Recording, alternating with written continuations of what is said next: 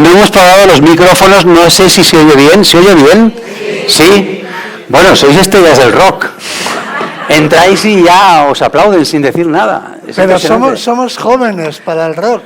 Sí. No, porque las estrellas del rock tienen 80 años. Es verdad. Como los Rolling Stones y todos esos. Es verdad, se han hecho mayores. Somos demasiado jóvenes. Sí. Bruce Springsteen, 74. Chaval. Somos demasiado jóvenes. Oye, qué bien. La gente saluda desde fuera. Bueno, dejaban la puerta abierta. Gracias por estar aquí. No sé si todos habéis leído el libro. Si no lo habéis leído, ahí afuera están vendiendo ejemplares. Al acabar, sé que lo compraréis, necesitaréis comprarlo.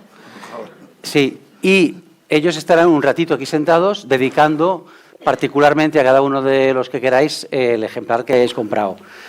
O sea que hay firmas luego, ¿no? Hay firmas luego, perdona, lo siento, os hacemos trabajar un poquito, pero es con un buen motivo. No, ¿por qué? Es que me has dicho de un modo un poco... Sí, que no ha sido obligatorio. Al final habrá firmas. Habrá firmas. No, pero es que no lo dudéis.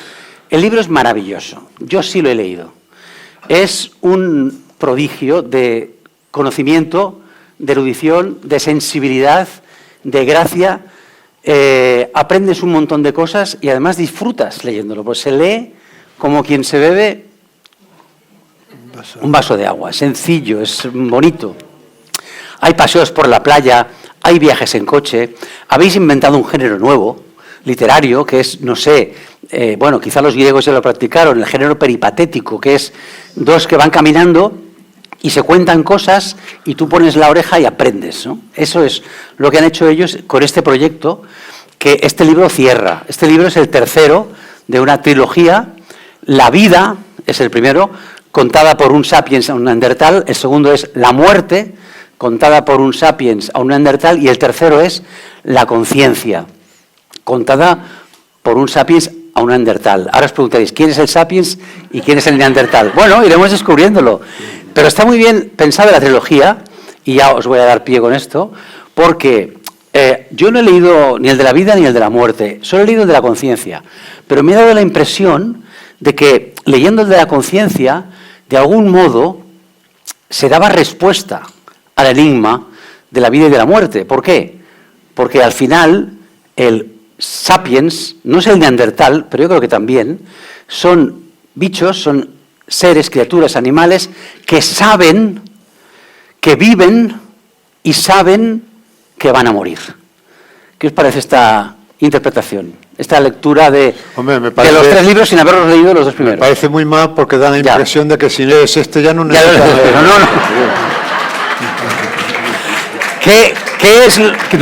¿Qué es lo primero que te he dicho? O sea, comercialmente, Lo primero que le he dicho es, tengo ganas de leer los otros dos. Y para demostrarlo, me guardo aquí este fajín en donde están anunciados los otros dos y os prometo que los voy a leer porque he disfrutado como un enano. ¿Qué opinas sobre esto de que la conciencia es que sabemos que estamos vivos y sabemos que vamos a morir? Claro, porque somos los únicos animales que saben que saben cómo van a acabar, que conocen su destino final. No es que eso luego resulte que nos es útil en el día a día, porque vivimos como si no fuéramos a morir. No estoy haciendo aquí una predicación, o sea, no estoy haciendo un apostolado cristiano, que los cristianos, o por lo menos en algunos momentos de la historia de la Iglesia, decían que la vida es una preparación para la muerte, ¿no? O sea, toda la vida es una preparación para la muerte, sino más bien desde el punto de vista epicúreo, de disfrutar de cada día, el famoso carpe diem, ¿no? Que esa es debería ser la conclusión a la que deberíamos llegar una vez hecho el descubrimiento de que vamos a morir. De hecho, en este libro veréis que hay montones de, por ejemplo, recomendaciones de recetas, platos y vinos. Están bebiendo todo el tiempo.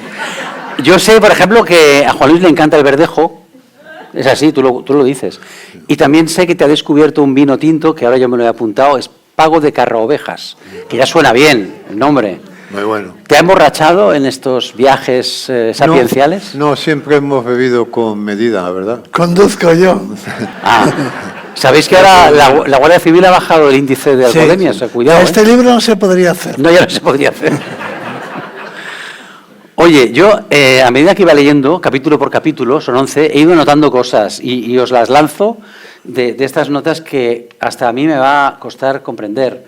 Pero, por ejemplo, tengo aquí anotado que, por ejemplo, tú representarías las ciencias, lo que Pitágoras decía, la geometría, la matemática, tú representarías las humanidades, las artes, la poesía, pero en realidad estáis mezclados. Porque tú eres un poco poeta y tú también eres un poco geómetra, ¿no? Bueno, Iñaki Gabilondo decía el otro día en la presentación de Madrid que en este libro hay una persona que aporta el contenido y otro que aporta la forma, pero el que aporta el contenido aporta mucha forma y el que aporta la forma aporta mucho contenido. Es decir, que efectivamente... Tú eres de la forma. Claro, teóricamente. Entonces es verdad que al final todo eso está enhebrado de tal manera que costaría separar. Y eso está muy bien porque es un encuentro entre las humanidades y las ciencias, un encuentro que incluye un desencuentro, porque todo el libro está recorrido por un desencuentro. Sí, sí. ¿no? O sea, es un debate, en la historia de un desencuentro, ¿no?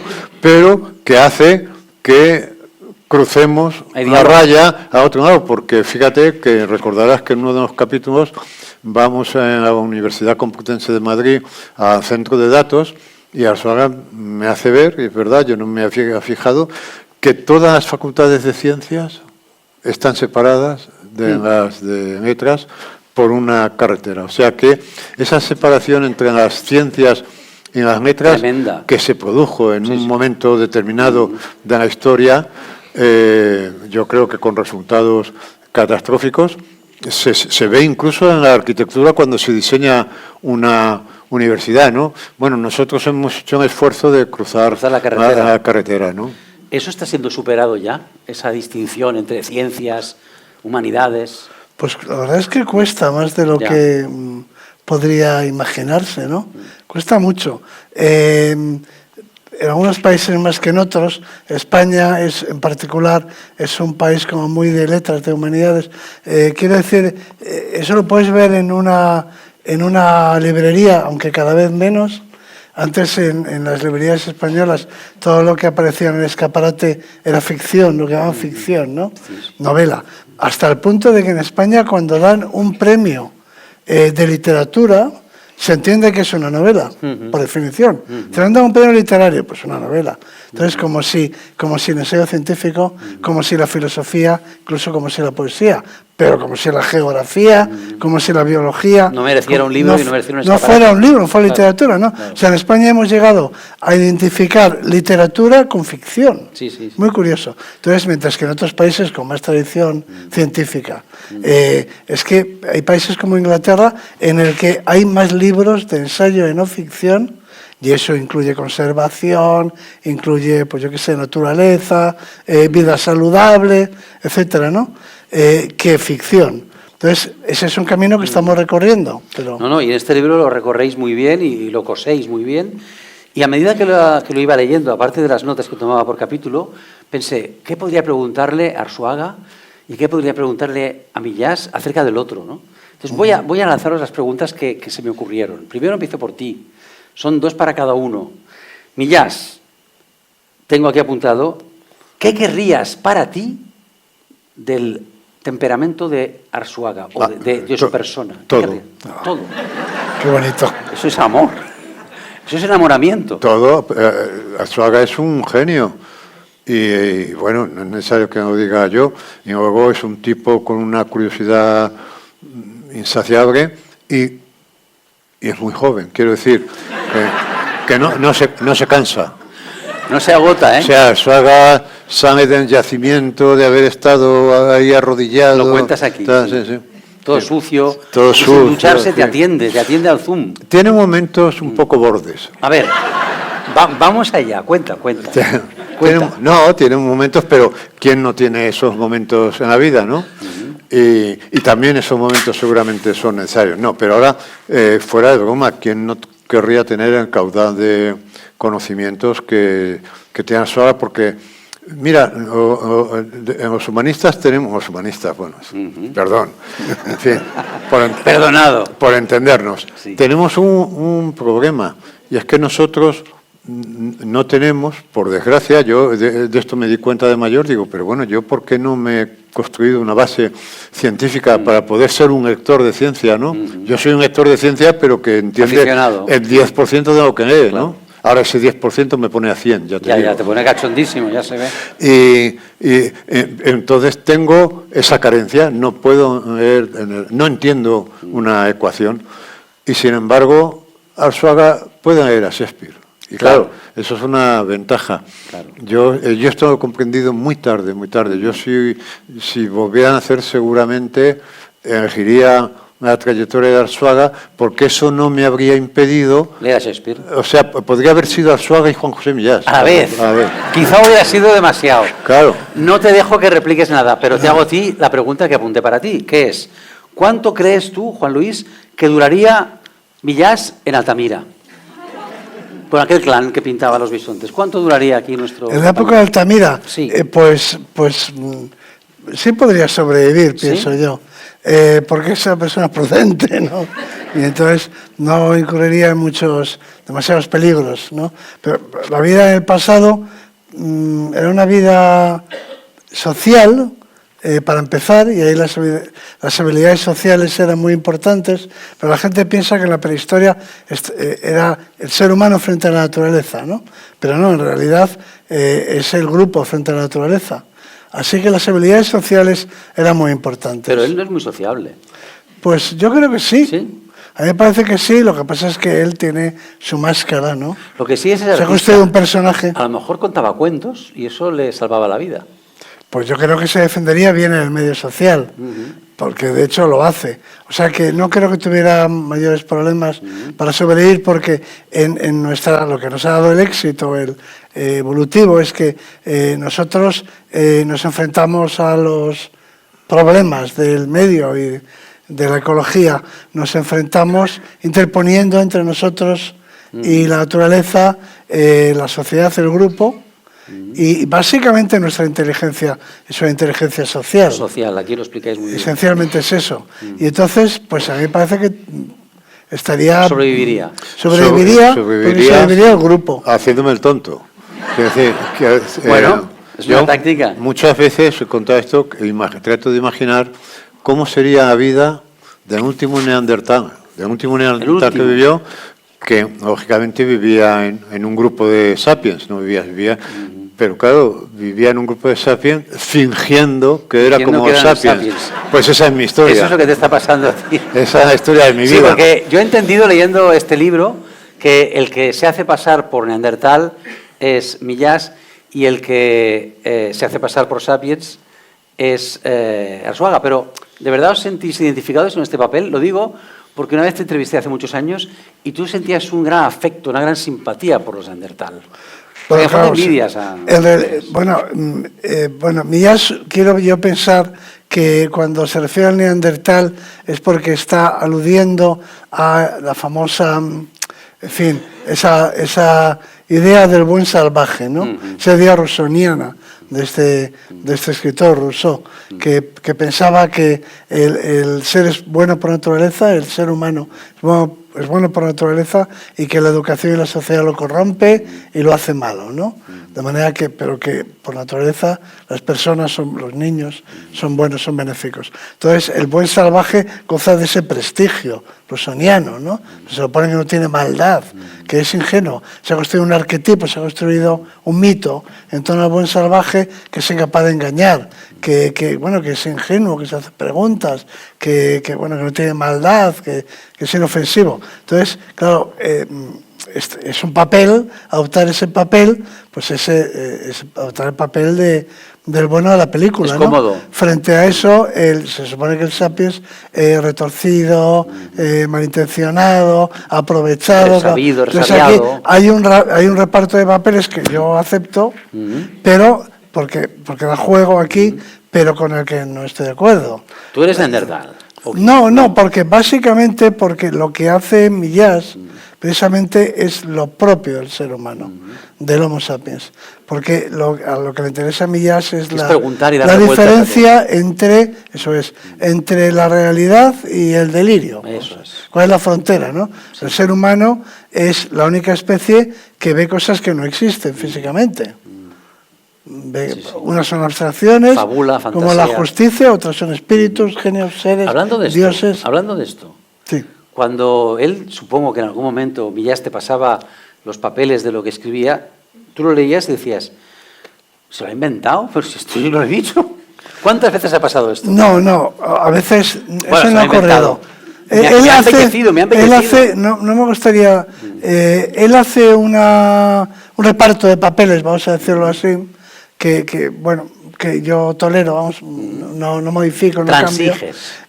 Pero a poco que se han leído los 3 libros se descubrirá que hay un cambio, y esto no se lo he comentado a él. A ver, cuéntamelo. Y me gustaría saber a qué obedece. A ver. En el primer libro hay la admiración.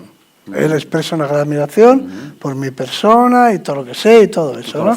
Hace una descripción también, bueno, en fin, me caracteriza, pero básicamente es lo que podríamos llamar la fase de enamoramiento, de admiración. Admiración, caray. Sí, admiración, ¿por qué no? No. Qué sentimiento tan noble.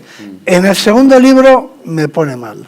Te pone mal. Hay allí él seguramente no lo sabe, porque él no se ve, ¿no? Pero cuéntame. Pero hay como un intento de competición, de competir. De bajarte del pedestal un poco. Sí, de subir y ponerse él, o sea, se vuelve competitivo.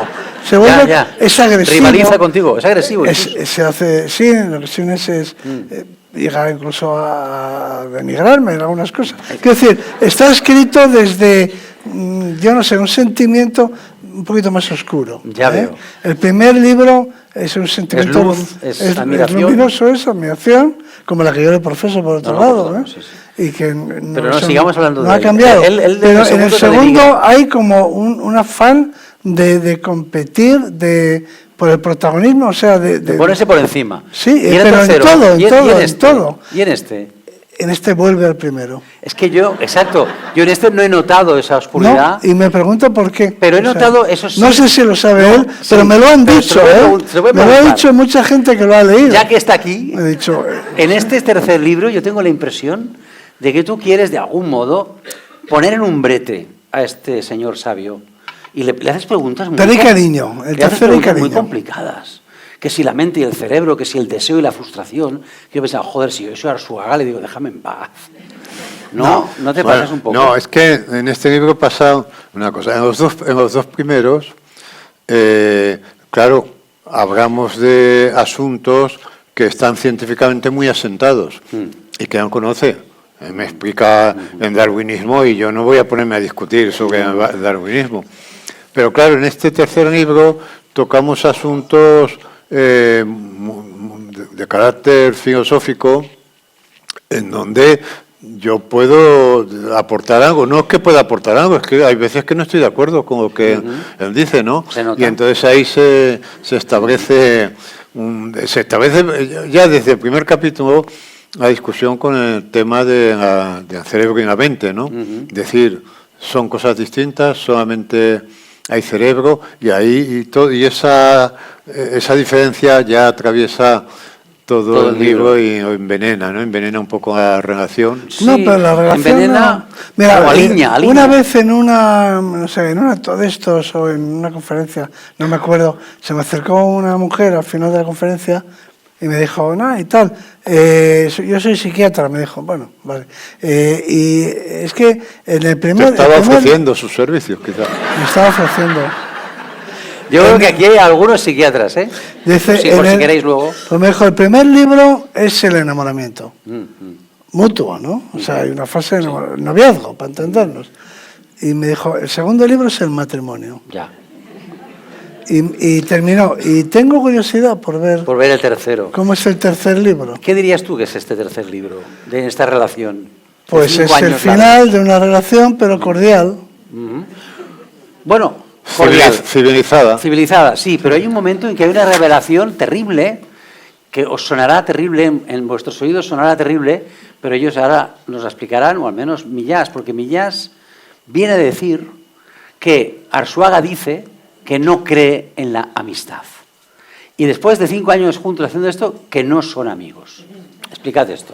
No, bueno, es que me lo explícalo. dice en un viaje, no me lo invento yo.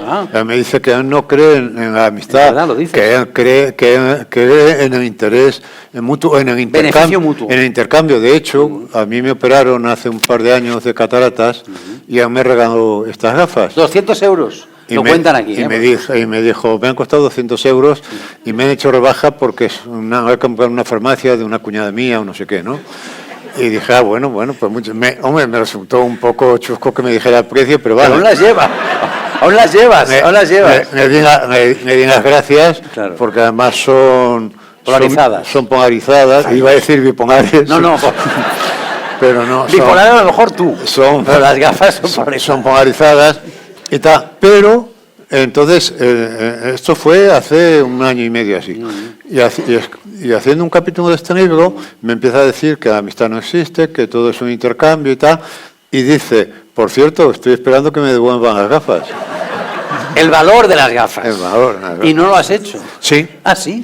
He regalado una pluma estilográfica de mi propia colección, que además yo creo que los regalos buenos son aquellos de los que te cuesta desprenderte, claro. Porque pagar 200 euros, pues son... Eso cualquiera podéis pero hacerlo. Desprenderte de algo...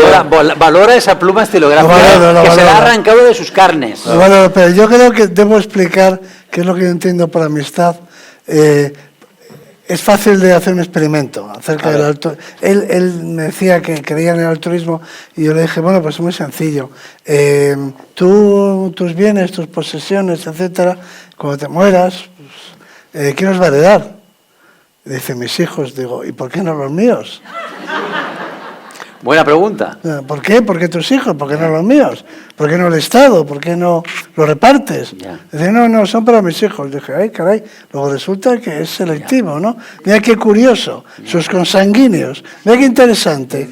Los bienes son para aquellos que comparten con él la mitad de sus genes. Vale, Arzuaga, pero ese concepto que todos llevamos en el corazón de la amistad, y ahora voy a eso. ¿A qué responde? Pues muy fácil. Vamos a ver, yo tengo un amigo muy íntimo, ni hace ni cabronada, y deja automáticamente de ser mi amigo, ¿no? ¿Qué pasó? No, que cualquier amigo tuyo, sí. Tú tienes un amigo, sí. Te pide prestado el coche y no te lo devuelve, bueno, y dices, pues ya no somos amigos. Ya, pues sí. Hemos dejado de ser amigos. Decía Borges, te hace una faena. Decía Borges, la amistad no pide frecuencia, o sea que puedes estar 5 años sin ver a alguien y seguir siendo su amigo, pero si te quita el coche, es verdad. O lo que sea, el único, solo hay un amor incondicional, solo hay uno. Sí, padres a hijos. Los padres con respecto a hagan lo que hagan, todos los demás son condicionados, también con tu mujer o con tu marido, si se porta mal, pues lo plantas, claro. Pues sí. O sea, quiero decir, nadie acepta que le den a cambio de lo que hace. Visto así, me has convencido. Obviamente, ahora no bien, tengo amigos. ¿pero qué es la amistad? No, tienes... Claro que tengo? tienes amigos y parejas, pero evidentemente esperas una reciprocidad y desde luego que no te hagan faenas, claro. La amistad existe muy malamente, las faenas y que se aprovechen de uno. Pero yo ahí me refugio en una metáfora de Ortega y Gasset que decía que uno pertenece a una generación. Y eso es cierto. Es decir, tú vives con los de tu generación y te relacionas con los de tu generación. Y él comparaba cada generación, con una caravana que se interna en el desierto, ¿no? Va desapareciendo, ¿no? Claro, se van muriendo, desapareciendo hasta que no queda nadie. Pero lo interesante es que, claro, es como un viaje, la vida es un viaje. Y en un viaje real, o en este metafórico de la vida, claro que prefieres a unos compañeros de viaje a otros. Claro que te llevas mejor con unos que con otros. Afinidades. Claro que tienes más afinidad con unos que con otros. Claro que estás más dispuesto hacia unos que hacia otros. Eso es a lo que llamamos amistad. Vale. Pero es condicional. Llegado a cierto extremo, pues no hay amigos. Ya te he entendido. Oye, otra cosa que he apuntado aquí, que es que, y tiene que ver quizá con lo de la mente y el cerebro, y es que hay objetos que de algún modo forman parte de nosotros, de nuestra identidad, de algún modo, ¿no? Yo una vez le pregunté en una entrevista a Julio Iglesias, le pregunté, si usted tuviera que desprenderse de todo lo que tiene, de todos sus bienes, menos de uno, ¿de cuál sería? Ahora os lo preguntaré a vosotros. Su respuesta me pareció genial. Me dijo, de mi jet privado. Ah, Sí. está muy Y bien. entonces, La movilidad. después de un segundo me dijo, para completar la respuesta, todos deberíais tener uno. Lo cual demuestra que era altruista. Vaya, chocaríamos. Entonces os pregunto a vosotros, ¿qué objeto creéis de los que conforman vuestra existencia, que están orbitando en torno vuestro, que son verdaderas prótesis de vosotros, que no podéis tan fácilmente desprenderos de ellos? O sea, que son casi parte de vosotros, ¿no? Jazz. Yo tengo una Barbie. No. Que es Una Barbie. ¿Una Barbie? Bueno, ¿Una muñeca Barbie? Una Barbie, sí. Pero que es que llegó por casualidad a mi vida, y como a las mejores cosas de la vida, por otra parte. Y bueno, quiero decir que es un objeto que todos los días... Vamos a ver, los objetos... ¿Qué haces todos los días con la Barbie? Los objetos se contagian de nuestros estados de ánimo, ¿no? Yo, quiero decir, nosotros se contagian de nuestra identidad. Por eso es tan difícil deshacerse de las ropas del padre muerto, por ejemplo, porque todavía en esas chaquetas sientes que está él. Es decir, los objetos tienen la rara propiedad de contagiarse de nosotros, ¿no? Y de contagiarse de nuestros estados de ánimos. Yo hay días que entro en la habitación de trabajo y veo la bicicleta estática y tiene el ánimo por los suelos, y se lo noto. Ella. La bicicleta estática. Y digo, hoy no subo, tengo que llegar.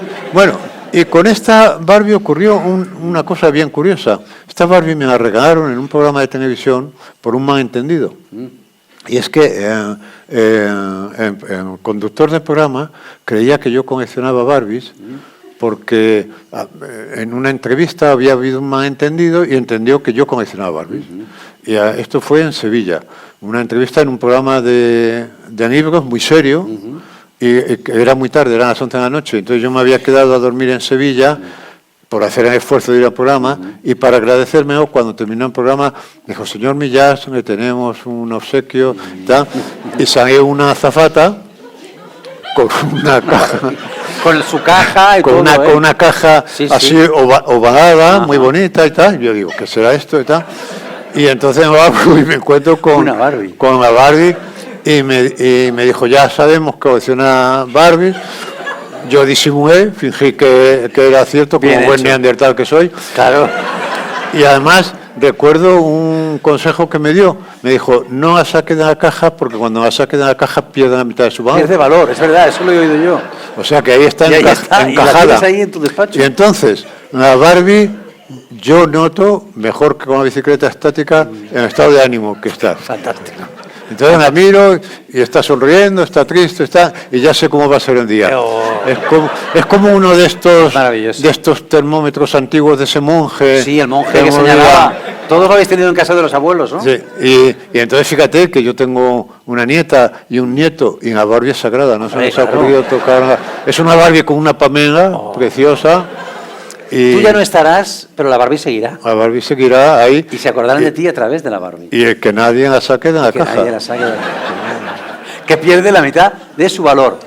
¿Qué objeto, Arzuaga, sería el que más te costaría arrancar de tu identidad? Yo tengo el problema de que tengo demasiados objetos y, de hecho, nunca sé qué pedir. Mi problema, como dice él, tienes de todo, Arzuaga. ¿Qué te voy a regalar? Sí, en los cumpleaños y Reyes... Es que soy incapaz de una carta, no. Y se desprende de los objetos. A mí me regaló una mano preciosa. ¿Una mano? Con un brazo. ¿Tú tienes manos? Manos para regalar. Me regaló un brazo que se veían los músculos, ¿te acuerdas? Sí. Pero es que, y es más, es una tragedia. Yo por eso siempre pido cosas de comer.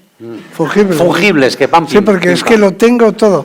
Y siento nostalgia, esto me parece muy interesante. Siento nostalgia de cuando tenía ilusiones, claro. Porque había cosas que deseaba. He perdido el deseo, pero en mi caso, no a través de la práctica budista, sino por el procedimiento de tenerlo todo. Por saturación. Por saturación. Entonces, bueno, eso, yo también quiero llegar a ese estado, ¿eh? Pero ¿qué podemos pedir? ¿Qué quieres tú? O sea, tienes razón. ¿qué cosas que no tengamos? Bueno, podemos pedir cosas que no tenemos porque son inalcanzables, ¿no? Pero eso me lleva a una práctica que tienen los indios del noroeste de los Estados Unidos del Pacífico, que es que cuando llegan a un estado de riqueza que han ido acumulando durante la vida, pues hacen una gran fiesta y lo regalan todo, y lo que no queda ahí lo queman. Entonces, y yo digo, sería maravilloso, a mí me gusta, por ejemplo, la montaña. Sería maravilloso volver a aquella época en la que yo pasaba por delante de una tienda de montaña y veía unas botas y no me las podía comprar porque no tenía dinero.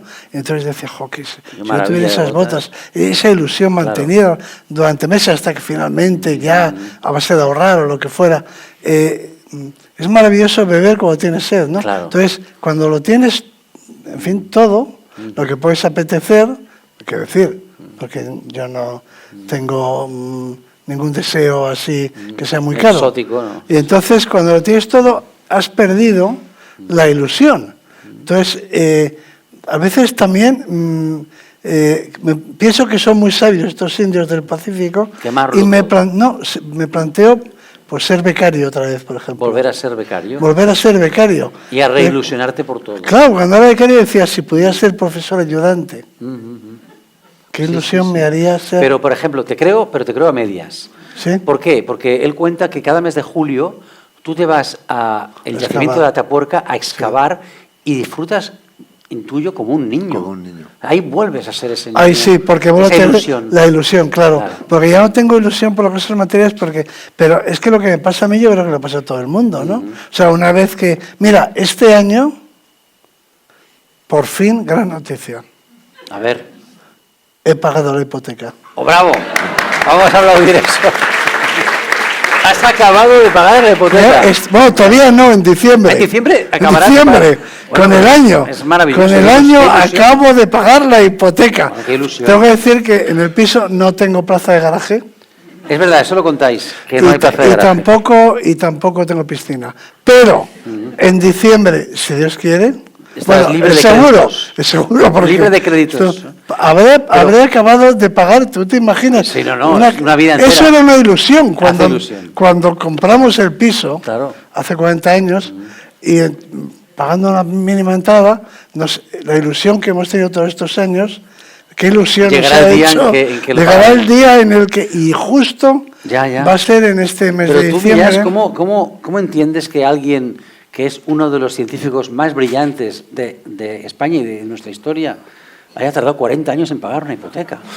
Pues eso te da una idea de cómo está la ciencia en España, ¿no? ¿Cómo está la ciencia en España? Claro.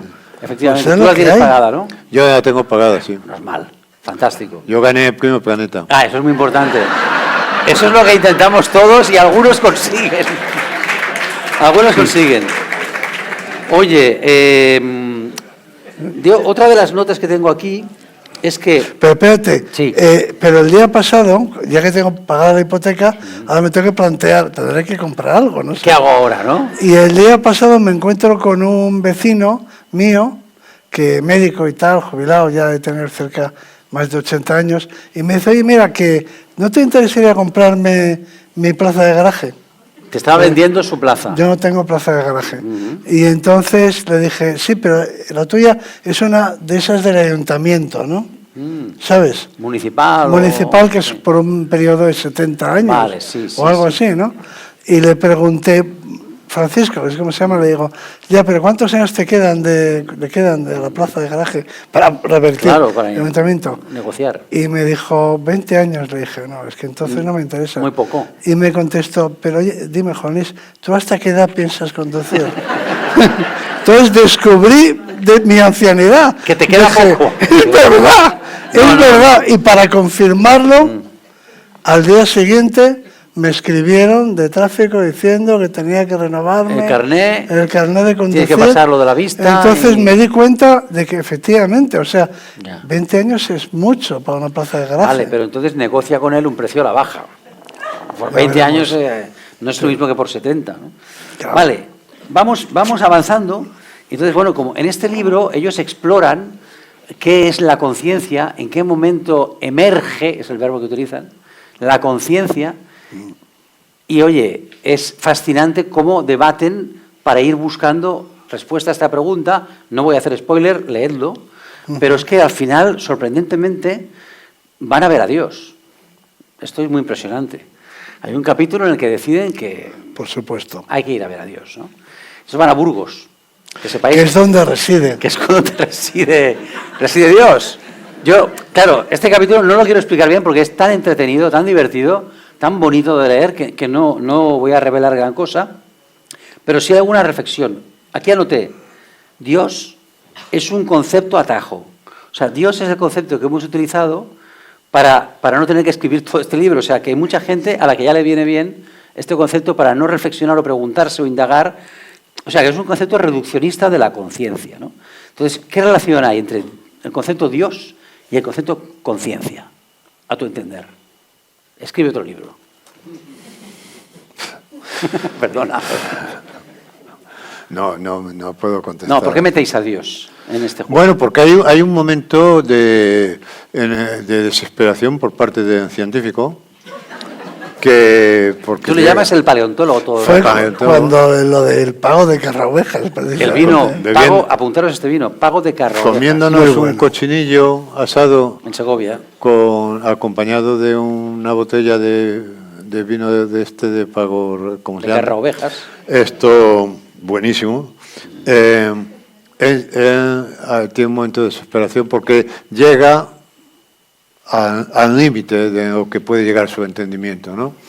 Y entonces Que es lejos, es muy lejos. que es muy lejos, pero llega a Nacénga. Ah. Él nos va a explicar muy bien. Y ahí dice, no puedo ir más allá. Es como que se llega al borde de un precipicio y es cuando dice, vayamos a ver a Dios. ¿Por qué hay que ir a ver a soluciones del Dios? ¿Por problema. qué hay que ir a Burgos? Bueno, a Burgos, por supuesto, porque, por ejemplo, los judíos creen que Dios, cuando está en la tierra, reside en el Templo de Jerusalén. O sea, concretamente... El Templo de Salomón, allí está. Concretamente, o sea, no que no está por todas partes, no. Allí. En el Templo de Jerusalén, concretamente. Entonces, buscando un equivalente cristiano, yo dije, pues la Catedral de Burgos. Que está maravillosamente descrita Obviamente. por la pluma de Millás, que cuando le lees Es dices, patrimonio de la tengo que ir a humanidad. Burgos, tengo que ir a Burgos, Bueno, tengo que no, ver esto. La Catedral de Burgos no, impresionante, ¿no? Cuidado, es patrimonio de la humanidad y es una buena casa. Como casa, para Dios, es una casa es digna, espléndida. ¿no? Tiene entrada a la luz, en fin. Aparte de que es la primera vértebra del espinazo de catedrales que recorre Europa, ¿no? Ajá. Con una vértebra. Hacia Chartres y todo eso, ¿no? O sea que era inevitable que fuéramos a la Allí. Catedral de Burgos. Eso era muy necesario y lo teníamos que hacer. Vale, entonces, a ver, vamos a ver. Ya nos quedan pocos minutos, entonces voy a hacerles la pregunta. ¿En qué momento la materia de la que estamos hechos todos, la materia de la que está hecho, pues desde una piedra... A mí me dijo una vez tu amigo Eduardo Carbonell, allí en Atapuerca, que fui a verle, que por cierto, lo primero que me dijo es, esta es mi novia, y me enseñó un martillo pilón, que tenía allí el suelo. Qué Qué masoquista, ¿no? Sí, sí. Con Esa eso se aberración. masturbaba. Bueno, dormía con el martillo pilón todas las noches, no sé qué hacían. Tú lo sabes esto. Sí, partir piedras. Sí. Vale, partir piedras para llegar a la cueva, ¿no? Entonces, bueno, él me dijo que él creía que hasta una piedra tenía un rudimento de conciencia, que la conciencia está por todas las partes. Pero, claro, cuando llega el ser humano hay una emergencia de una conciencia que hace que seamos conscientes de nosotros mismos y de la relación con el otro, ¿no? Y de hecho yo he aprendido leyéndoos que el yo, vuestra identidad, se define cuando os dais cuenta de que sois otro para el otro. Esto es muy bonito, muy bien expresado, Juanjo, te felicito. Y a ti. Cuando uno se da cuenta de que es otro para otro, se da cuenta de que es. Pero yo quiero saber, ¿esto cuándo sucede en la evolución de la vida? Es menos extraordinario de lo que podría parecer porque hay varias líneas evolutivas, todas ellas de animales sociales, de mamíferos, varias líneas de mamíferos concretamente, y aves también, que no son mamíferos, varias líneas, todas ellas sociales. Luego podríamos deducir que la conciencia y todo eso tiene que ver con la Córvidos, mente. elefantes, ballenas, Exacto, primates. Sí. Varias líneas que han avanzado en esa dirección. Simplemente nosotros hemos llegado más lejos. pero los chimpancés están en el borde. Por ejemplo, en cuanto al descubrimiento de la muerte. O sea, primero el reconocimiento de la muerte, distinguir al muerto del vivo, ¿no? O sea, comprender que alguien que antes estaba vivo está muerto. Entonces, eso, hay comportamientos en relación con los muertos o con la muerte en estos grupos que son inquietantes y que, bueno, pues nos conducen a pensar que están en los umbrales de la autoconciencia, ¿no? De ese descubrimiento, sí. Entonces, nuestro grupo ha evolucionado más, pero a partir de un nivel que se alcanza en varias líneas, o sea, no es único de nuestro grupo evolutivo, hay otros, todos sociales, todos con cerebros muy grandes, esta parece ser la condición, es decir, tiene que ser animales muy encefalizados, para que estén muy encefalizados tienen que ser muy sociales, porque hay una relación directa entre el tamaño del grupo y el tamaño del cerebro. He aprendido que el tamaño de nuestro cerebro da para 150 personas de grupo. Exacto. O sea, para tener contacto, digamos, significativo. Sí, información actualizada, sí. Eso yo no lo sabía, el número de Dunbar, ¿no? De Dunbar, sí. Bueno, eso se aplica a cualquier mamífero social. O sea, si tú me das el tamaño del cerebro, yo te digo el tamaño del grupo y al revés. Tú me das el tamaño del grupo de un mamífero social y yo te digo el tamaño de su cerebro. Porque hay una correlación directa. O sea, que todo parece indicar que en especies muy sociales puede aparecer, claro, la capacidad de procesar información social pues tiene que ver con el análisis del comportamiento de los demás. La teoría de la mente surge enseguida.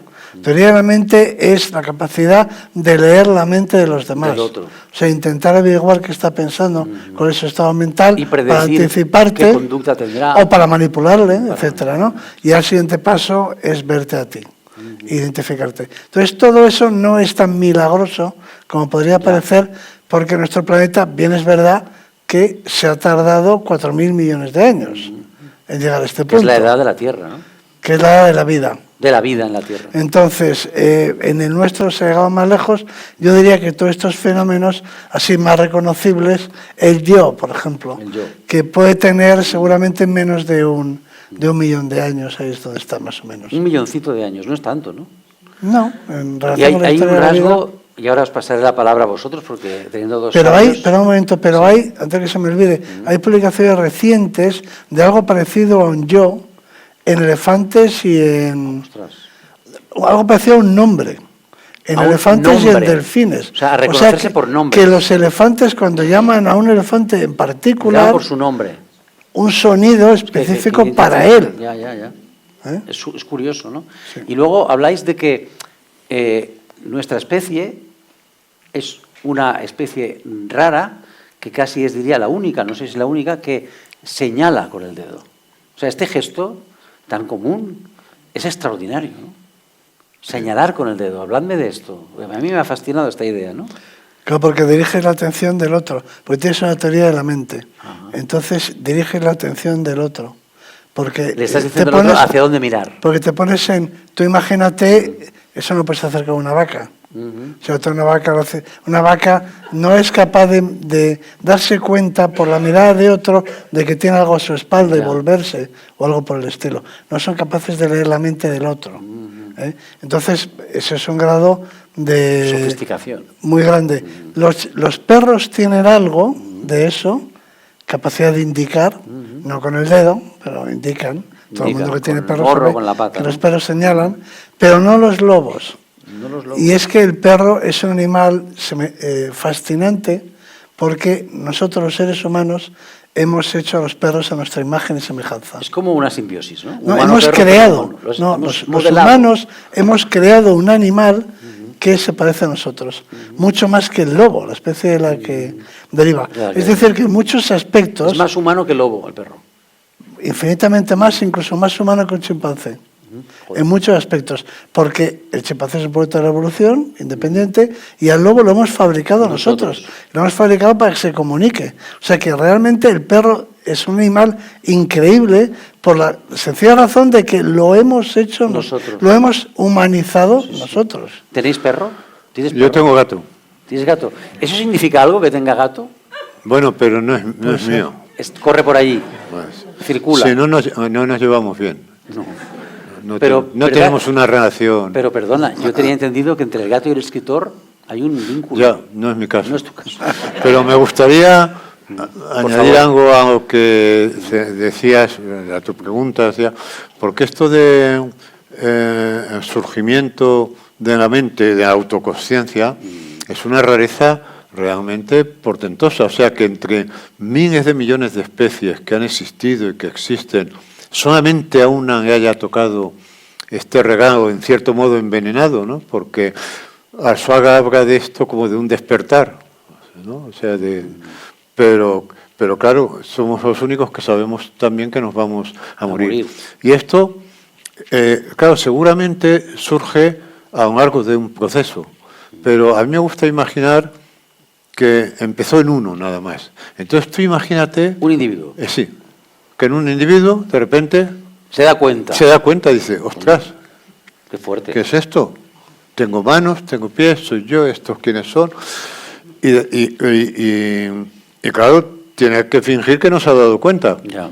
Porque sería una rareza. O intentar convencer a los otros de que también son uno. Y ahí se va, ¿cómo se va haciendo eso? Y entonces esto es inexplicable. Quiero decir, sí, se dice que la conciencia o la consciencia es un producto emergente del cerebro, pero que evidentemente en la base es el cerebro. Otra cosa es que sean la misma cosa o no, que esa es una de las discusiones que atraviesan el libro. Pero lo cierto es que cuando el cerebro alcanza cierto nivel de complejidad, ocurre eso. Aparece. La materia, somos materias autoconscientes. Y esto es brutal. Y entonces por eso hay mucha gente que piensa, que hay teorías, en fin, además más o menos elaboradas, que piensa que esto no lo pusieron los extraterrestres. Sí, lo sé. Claro. No lo sé, que sé que hay ¿Te has teorías. oído? He oído estas teorías. Claro, porque ¿cómo surge esto? ¿Cómo surge esto y por qué nos toca a nosotros? ¿Y por qué nos toca a nosotros? O sea, esto es un... No hay una respuesta. Esto es un... Bueno, sí, hombre, ya... Bueno, no, porque si no lo hubieras dado aquí. Hay varias, dentro de una especie que es hipersocial como la nuestra, tiene mucho sentido que aparezca la conciencia del otro, la capacidad de leer en su mente, en fin, de comunicarse. Pero ¿cómo que tiene sentido? Pero, ya empezamos. Pero déjame que, claro, que ahora mismo recuerde una versión popular del existencialismo francés. De Sartre de Camus y todo aquello, ¿no? Sí. Tres filósofos. Sí. Que, claro, si nos vamos a morir, en fin, ¿qué sentido tiene la vida, no? Y entonces nosotros excavamos en un yacimiento en la montaña, en la Sierra de Madrid, un yacimiento de neandertales, por cierto, donde empezó el primer libro de esta saga. Y entonces un colega, otro profesor de la universidad, que está allí conmigo, que se llama Antonio, un día estaba hablando con un paisano, con un habitante de la población, ¿no? Un señor muy mayor y que había tenido una vida, pues eso, muy azarosa. Y le estaba comentando, le decía, ¿qué vida ha tenido usted? Porque estuvo en la guerra civil, en el batallón alpino, subían ahí a la montaña, luego cuando acabó la guerra se fue a no sé dónde, a Francia, no sé cuántos, luego a Australia, de leñador. Había tenido una vida así muy activa y muy viajera, y finalmente había terminado en el pueblo de vuelta, ¿no? Entonces decía, ¿qué vida tenía usted? ¿Cuántas cosas le han ocurrido? Y el hombre contestó con la siguiente frase existencialista. Dijo, ¿y topa qué, don Antonio? Topa na.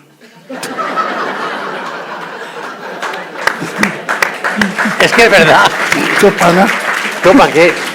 Eso es el existencialismo francés. Sí. Pero aldeano. Francés, pero de aquí. Traspasado a la aldea, ¿no? Topa nada, ¿topa qué? Que es lo que yo le digo a Millás. ¿Topa qué? Topa nada. Le digo, pero Millás... ¿Para qué os metéis en estos líos de hacer ¿Topa libros? qué? ¿Para qué? Para nada. Para nada, topa nada.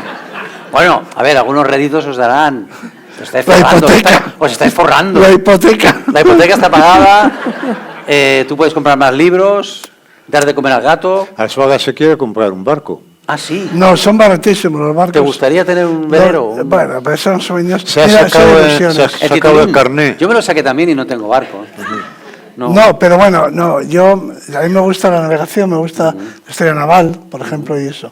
Y entonces, bueno, me gusta ir en barcos de otros, Claro. o a veces nos juntamos varios, alquilamos ese tipo de cosas. Entonces tengo la fantasía animada. La fantasía del velero. Fantasía animada del velero que tenemos aquí todos. Sí, sí. Es que son muy baratos. Yo veníamos en el tren Sí. y estábamos mirando los de segunda Precios de mano. barcos. ¿Eh? De segunda mano. Segunda más mano. baratitos. Son baratos, son Aquí en baratos. Barcelona solo tienes mercado, ¿eh? Claro que sí, claro Sí, que sí. sí. Y Y entonces ahora- siempre tengo... Pero mira, es la única fantasía que me queda, ¿no? Bueno, Porque bien. es que ya me compré las botas aquellas Las botas ya las tienes. de la infancia. No, y de hecho... un barquito chiquitito ahí, amarradito. Entonces, ¿qué me queda por comprar? O sea, ¿qué ilusiones de estas que no valen para nada? Porque claro, para que sea ilusión, lo importante es que no sirva para nada. Que no sea para nada, que sea una ilusión, como Para la nada. palabra dice, ¿no? ¿Y esto para qué vale? Para nada. ¿Y esto por qué lo quieres? O sea, sí. Yo lo que realmente aprecio, y además me parece que es un argumento imbatible, irrefutable, ¿no? Como te dicen, ¿y tú para qué quieres tal cosa? La que sea, da igual. Para nada. No, hay una contestación que es imbatible, que es porque me hace ilusión. Sí, es verdad. ¿Para qué vale? Para eso es lo que nos mueve a me hacer hace cosas, ¿no? ilusión. ¿Os hacía Entonces, ilusión Eso, hacer sea, esto? eso es una de las cuestiones sobre las que en los últimos capítulos se niega a entrar, que es la naturaleza del deseo, ¿no? Sí, señor, tú le preguntas y no Niego a responde. entrar. Dice, sí. No, porque tú insinúas Yo me he que... desprendido del deseo porque lo tengo todo. No, sí, He pero... pagado la No, hipoteca. pero él si, insinúa si te tú- hubieras desprendido del deseo, te habrías muerto. Es que Ok. tú insinúas que la sustancia del deseo es la frustración. Claro, porque tú has observado todo el mundo. Cuando conseguimos algo que hemos deseado mucho, siempre nos sobreviene una depresión más o menos grande, ¿no? Pero siempre como que es un decir, no era esto. No era esto. Ah, pero- Yo creía es que era, pero no y era es que esto. nunca es eso. Nunca es Nunca eso. es eso. Es lo que eso representa. Ya. Y entonces, claro, pero ¿qué pasa? Inmediatamente de darte cuenta de que no era eso, Ya pones buscas. el deseo en otra Eso cosa. es.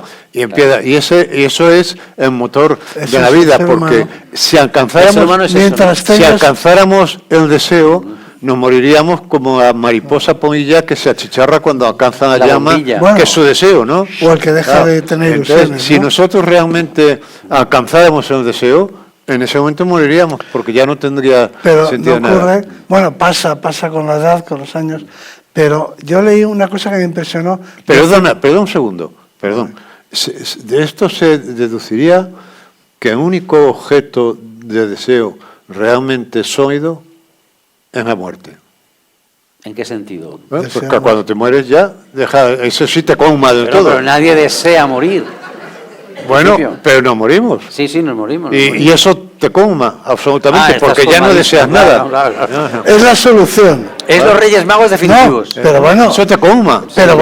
pero eso es el existencialismo francés. Ya. Decía que a mí, que la pregunta, soy una pregunta filosófica. ¿Qué es? ¿Me Suicidio. suicido o no? Ah, claro. Bueno, se decía que a mí.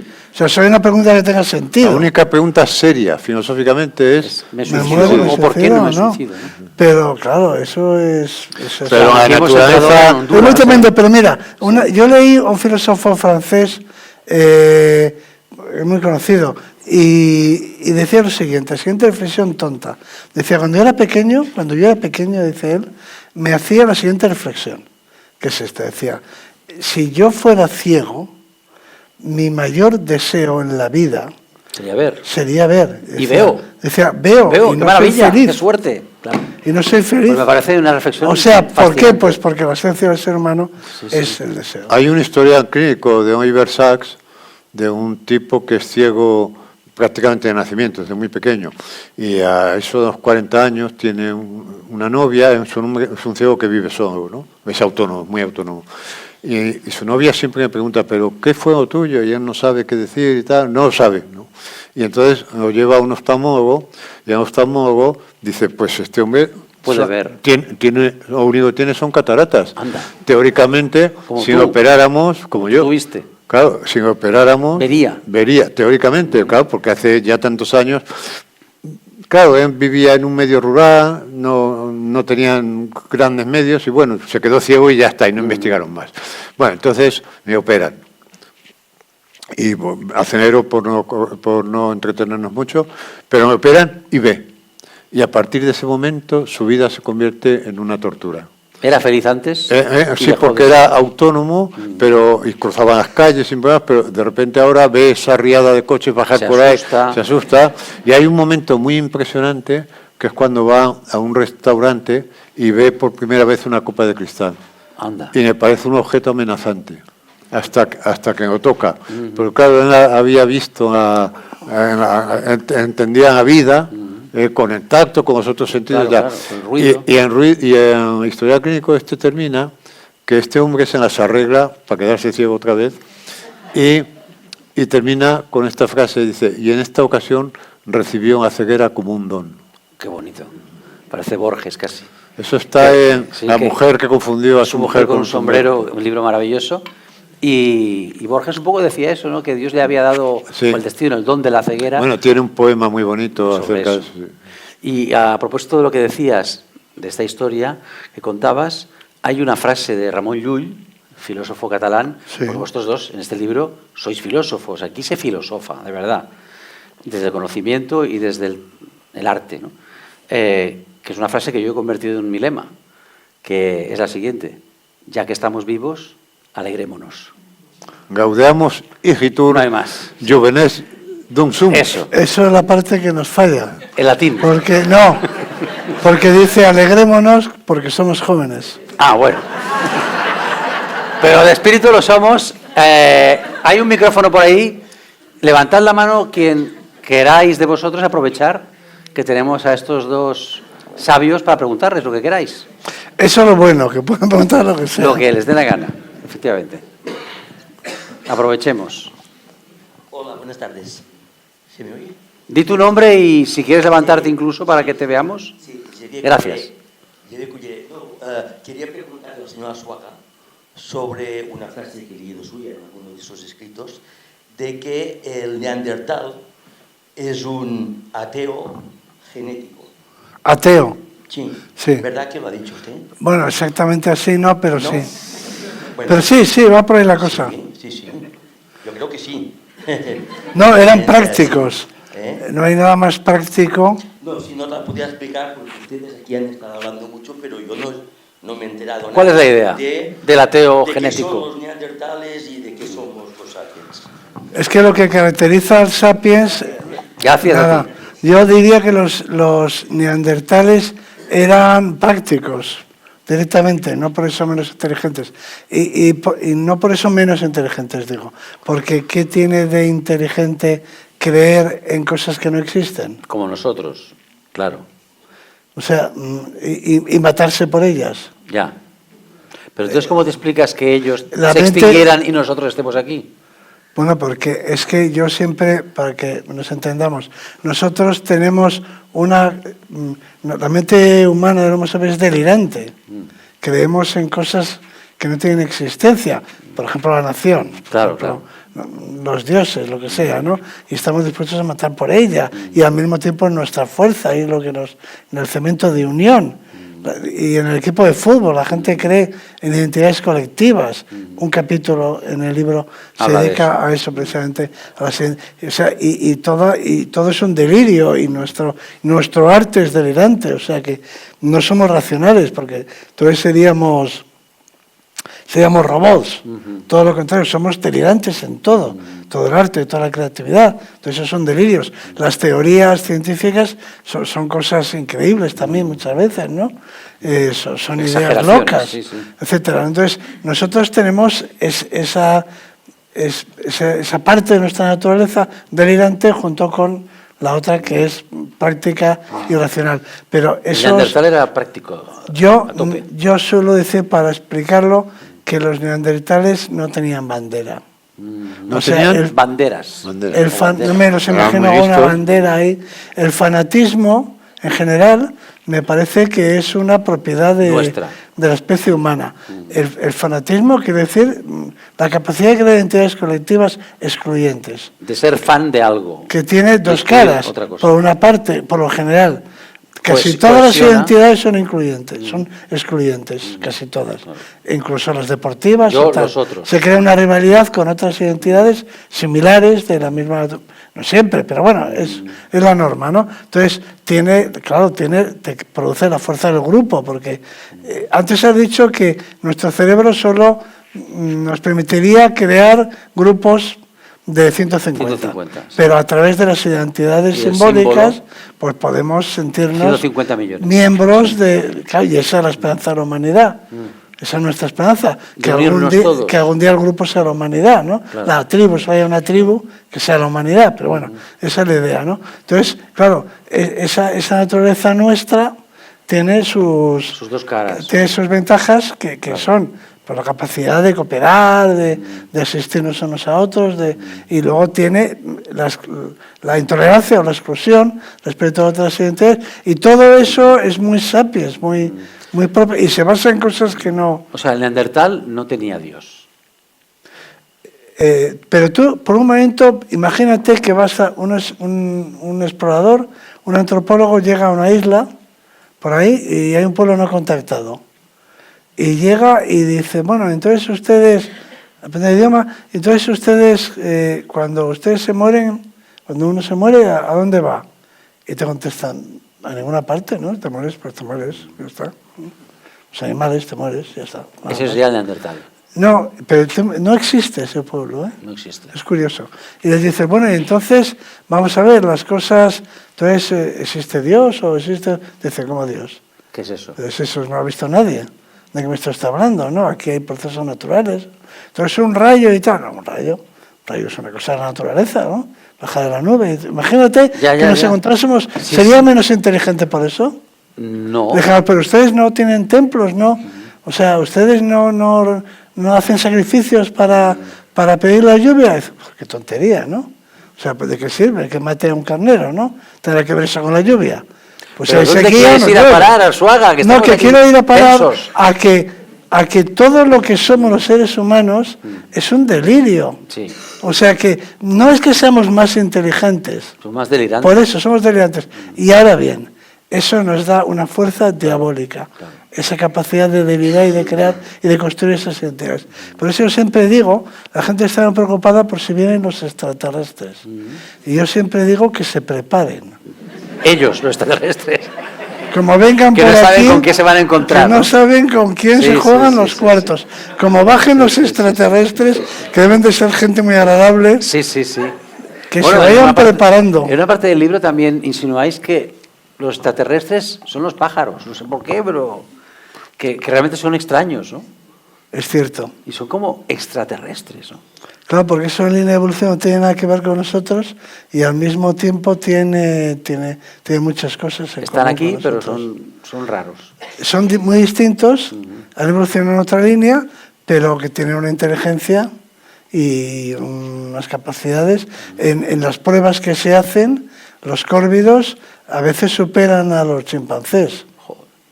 O sea que hay otras inteligencias. Sí, sí. Y hay un cuento muy bonito que se llama El Gran Silencio, un cuento precioso que recomiendo a todo el mundo, en el que están hablando en Puerto Rico, en el observatorio de Arecibo, están hablando los guacamayos allí, y entre ellos y dicen, están buscando otras inteligencias para comunicarse con ellas, y dicen, Estamos aquí. estamos aquí. Es bonito.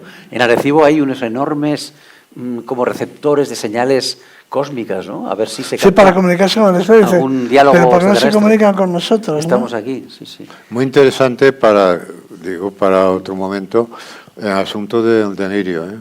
El delirio. Porque yo suelo decir que la realidad es un delirio consensuado. Y me interesa mucho reflexionar sobre la frontera entre la mentira y el delirio, ¿no? Entonces, Tú tienes una obra de teatro sobre eso. sí. Y eso es un tema, es un asunto muy interesante. Mira, aquí en Cataluña, por ejemplo, tenéis un caso que es el de Enric Marco, Que ha muerto recientemente. Sí, que hace se hizo poco. pasar por Preso de un campo de de concentración. concentración, y este hombre ha sido vilipendiado por mentiroso y tal, y yo siempre he mantenido que es un delirante. Ya. que no es un mentiroso, ¿no? Y además además creo que ahora se va a hacer una película sobre el libro. Sí. No sé si está sobre el libro de Cercas o es independiente. Se basa en el libro de Cercas. En parte. En parte. En parte. Y entonces a mí me interesó mucho este caso, porque además yo me entrevisté para Canal Plus a él, y para mí es un emigrante que además explicó los campos de concentración mejor que los que habían estado muy allí. eficazmente. Cuando él hablaba, la gente lloraba. Es verdad. Es decir, que incluso en el Congreso de los Diputados. Claro. Y a mí la verdad es que me molestó un poco, porque además la biografía de este hombre es terrorífica. Este hombre nació en un manicomio. Es verdad. Y lo arrancaron de su madre, y entonces a la madre estaba mal, estaba loca, y la madre trabajaba en la lavandería, trabajaba en trabajos durísimos, aspirando detergentes, tal, y lo hacía todo porque las monjitas le prometían que me iban a traer a su niño. Y él fue a ver, cuando tenía 40 años, fue a ver a su madre y le dijo que era su niño. No, es terrorífico. Y entonces yo, la verdad es que me irritó un poco toda aquella historia porque yo decía, oye, de lapidación. Oye, si os molesta un pobre hombre que no hace daño a nadie, creyéndose que ha estado en Mauthausen, iros al Vaticano, que hay un tío que se cree que es un representante de Dios en la tierra. O sea, eso sí que es un delirio. Son delirios. Un hombre que se cree que es el representante de Dios en la tierra. O sea, y eso no molesta.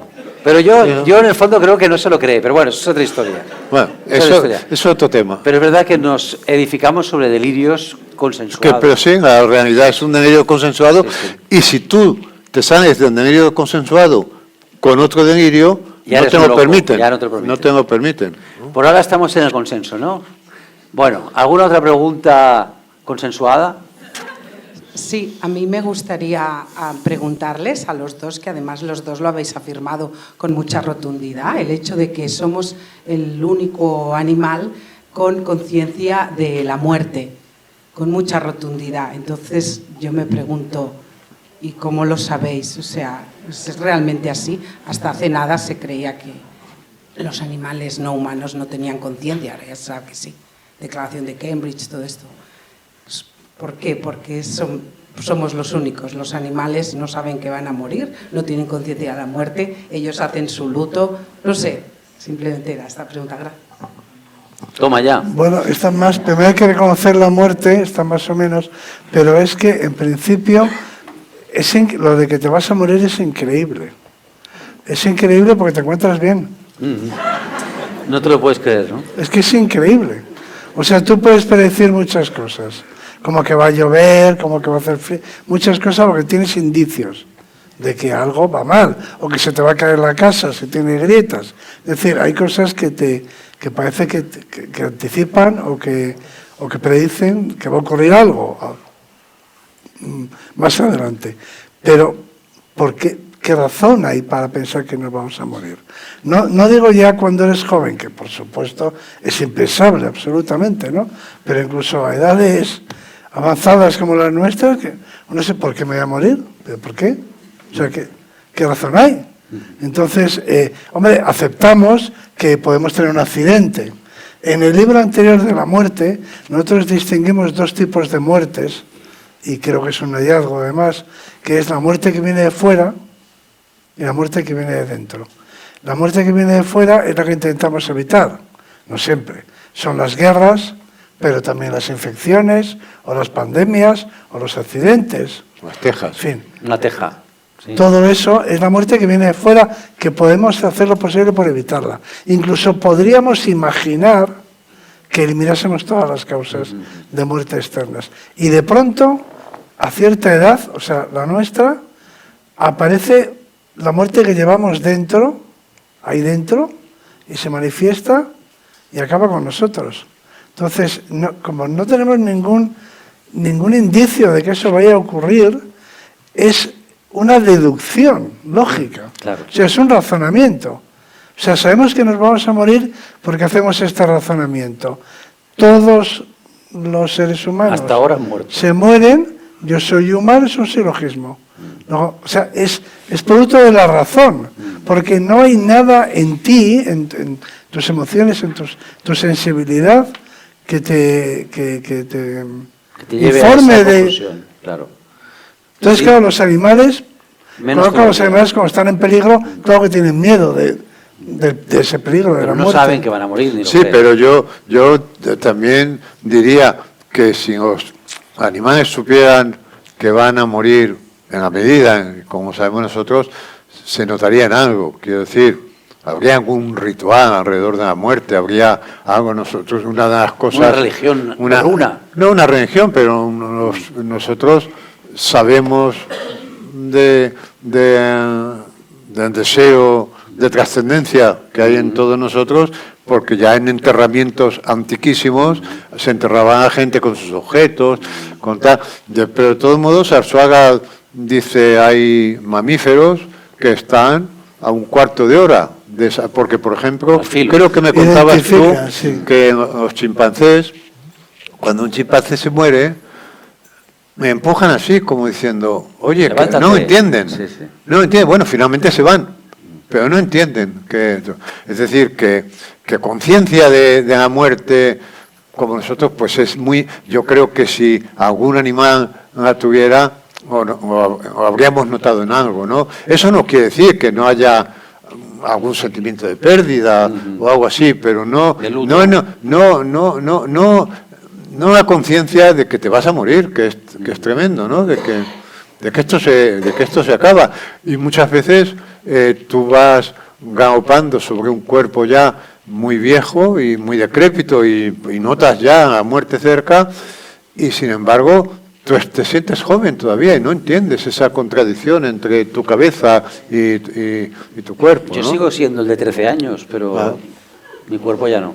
Es verdad. esa Claro, sensación. eso yo contaba el otro día en la radio que la sensación que yo tengo es la de haber galopado sobre un cuerpo que iba cambiando y que de repente envejece, pero yo no Tú eres envejezco. tú, Y entonces ahí hay una contradicción tremenda entre lo que puede hacer mi cuerpo y lo que a mí me gustaría hacer. Y esa contradicción es brutal también en muchas ocasiones, ¿no? Sí, sí, Porque totalmente. vas galopando, es como si tú iniciaras una carrera con un caballo y al llegar a la meta el caballo tuviera 90 años, o sea, estuviera muerto. Y el Fuese jinete, cambiando durante la claro, carrera, ¿no? eso es, el jinete sale con 30 años, Igual. llega con 30 años y el caballo llega con 90. Con 90, sí, sí. Bueno, me hacen señales de que hemos de ir ya despidiéndonos. Yo me estaría aquí toda la noche, vosotros también, ya lo sé, pero por favor, dedicarles un enorme aplauso y venid a que os dediquen los libros. Gracias. Gracias. Muchas gracias.